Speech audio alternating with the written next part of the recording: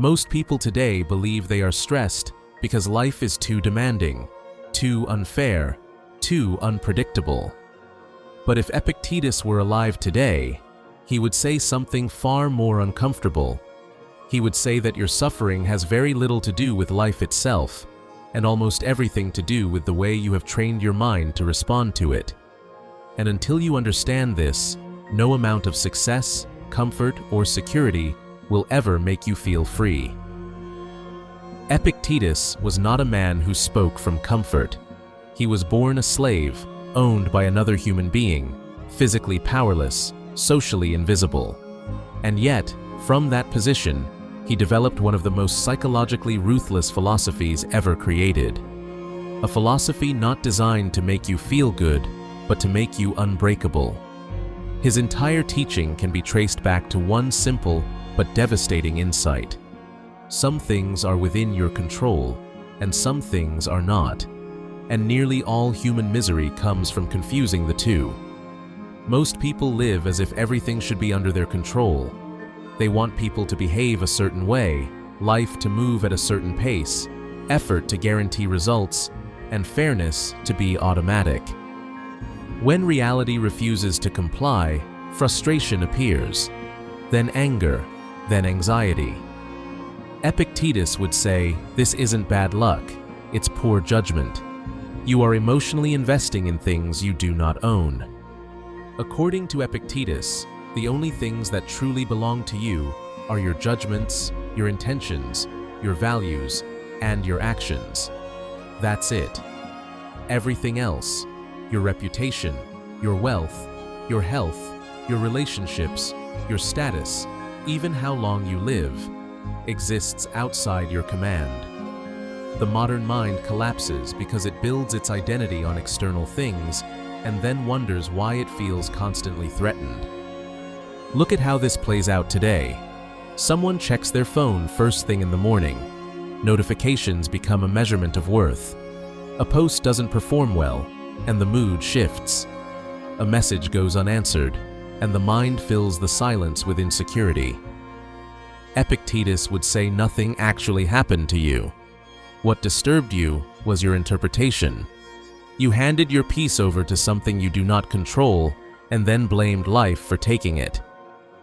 One of Epictetus's most powerful teachings is that events themselves are neutral. They have no emotional meaning until your mind assigns one. Losing a job is not inherently humiliating. Being criticized is not inherently destructive. Being rejected is not inherently painful. These experiences only hurt when your identity depends on outcomes rather than character. Two people can experience the same loss. One becomes bitter, the other becomes disciplined. The difference is not circumstance, it is philosophy. This is why Epictetus insisted that philosophy is not something you talk about, but something you live. He believed that life constantly tests you, not to punish you, but to reveal the strength or weakness of your mind. Every inconvenience, delay, insult, or disappointment is an opportunity to either collapse emotionally or train yourself to respond with reason. In modern work culture, this lesson is brutally relevant. People burn out not because they work too hard, but because their sense of worth is chained to results. A project fails, and they feel like they failed as a person. A promotion doesn't come, and resentment grows. Epictetus would say, you are judging yourself by things outside your control. You can control preparation, discipline, honesty, effort. You cannot control recognition, timing, or outcomes. When you judge yourself only by what is in your hands, no external failure can humiliate you. Relationships are another area where people unknowingly violate Epictetus's teachings. Most emotional suffering in relationships comes from trying to control another person's feelings, loyalty, or future behavior. We want guarantees. We want certainty. We want reassurance that nothing will change. Epictetus would say this desire is irrational. Another human being is not your possession. To demand control over them is to invite constant anxiety. This does not mean you love less. It means you love without fear. You show up honestly, care deeply, and accept that another person's choices are their own. When you stop trying to own people, relationships become calmer, cleaner, and more genuine. You stop manipulating. You stop clinging. You stop living in constant anticipation of loss. Epictetus also spoke extensively about desire. He believed uncontrolled desire is the fastest way to slavery. When you desire comfort above character, pleasure above discipline, approval above integrity, you place your happiness in the hands of forces that will never stabilize. Modern life is built on stimulating desire endlessly. More consumption, more validation, more distraction. Epictetus would say, this is not progress. It is psychological dependence. True freedom, according to Epictetus, comes from wanting less, not because life should be empty, but because your peace should not be fragile. When you reduce your dependence on external rewards, you become harder to manipulate, harder to threaten, harder to break. You stop needing life to cooperate in order to remain steady. This is why Epictetus encouraged voluntary discomfort, not as punishment, but as training. To occasionally experience hunger, boredom, inconvenience. To remind yourself that comfort is not required for survival. In modern terms, this might mean stepping away from constant stimulation, resisting impulsive consumption, sitting with discomfort instead of escaping it. When you prove to yourself that you can endure discomfort, fear loses its authority.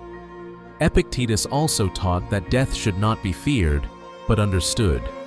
You will die. Everyone you love will die. Everything you build will pass. He did not see this as depressing, but as liberating. When you accept impermanence, you stop wasting energy on trivial anxieties. You stop postponing courage. You stop living as if you have unlimited time.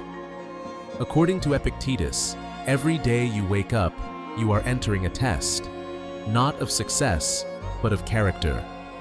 Will you react emotionally or respond rationally? Will you blame circumstances or take responsibility for your judgments? Will you demand comfort or choose strength? Over time, these small decisions shape the kind of person you become. Epictetus never promised an easy life. He promised a powerful mind. A mind that remains steady in praise and criticism, in gain and loss, in pleasure and pain.